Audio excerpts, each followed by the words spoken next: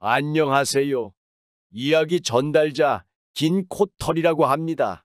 잘 부탁드립니다. 이번 주제는 영화와 관련된 룩업해야 할 것은 무엇인가에 대하여 말씀드리겠습니다. 최근 아주 흥미진진하게 본 영화가 돈 룩업입니다. 민디 미시간 주립대 천문학과 교수와 대학원생 케이트는 태양계 내 궤도를 돌고 있는 혜성이 지구와 직접 충돌하는 궤도에 들어섰다는 엄청난 사실을 발견합니다. 남은 시간은 단 6개월. 둘은 충돌을 막아보겠다며 어렵게 미국 대통령을 만나 이 엄청난 사실을 알립니다.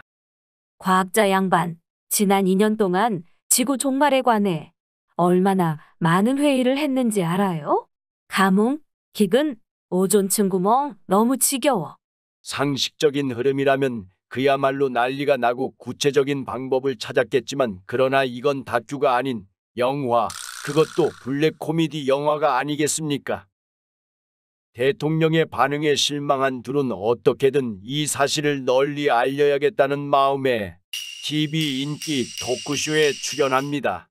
그러나 시청자들은 6개월 후 지구 멸망보다도 유명 연예인의 결별 이야기에 더 관심을 보입니다.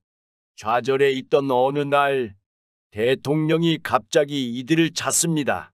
급작스레 불거진 대법관 지명 스캔들로 인해 선거에서 질위기에 처하자 지구를 구한 대통령이라는 이미지를 얻어 분위기를 뒤엎어야겠다는 계획을 세운 거죠. 돈 룩업을 보는 내내 우리나라 대선이 떠올랐습니다. 정말 봐야 하는 지점을 보지 않고 돈 룩업하고만 있는 것은 아닌지, 그럼 룩업 해야만 하는 것이 뭘까요? 매경이 심층 분석한 연금 개혁이 대표적인 의제 중 하나입니다. 그런데 이재명, 윤석열 후보 둘 다 연금 개혁에 대해서는 별다른 얘기를 않고 있죠.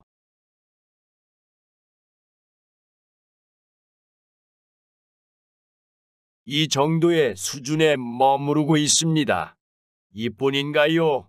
백년지계인 교육은 어떻게 할 것인지, 저출산은 어떻게 할 것인지, 미래 먹거리는 어떻게 할 것인지 등 우리 사회가 존속 발전하기 위해 나가야 할 방향에 대한 깊은 고민의 흔적 또한 별로 보이지 않습니다.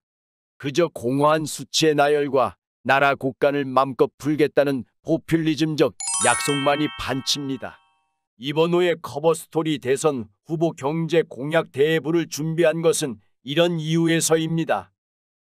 룩업을 하고 있긴 한데 제대로 진지하게 룩업하고 있는지, 지구를 구한 대통령까지는 아니지만 한국을 구할 대통령 이미지를 얻기 위해 그저 빈말만 날리고 있는 것인지 꼼꼼히 따져봤습니다.